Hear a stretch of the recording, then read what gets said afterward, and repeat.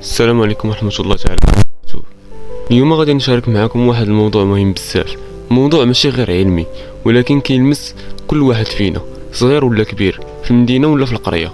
الموضوع ديالنا هو احتباس الحراري، التأثير ديالو على كوكب الأرض.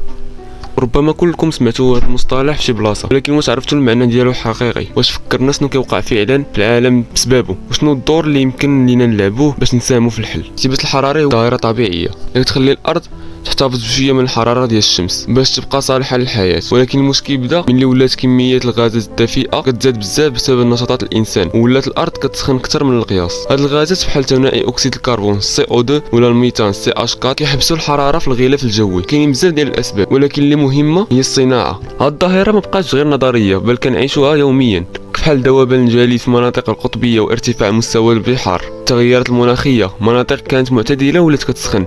شكرا بزاف على المشاهده، ما تنساش دير لايك وبارطاجي مع صحابك وخلينا تعليق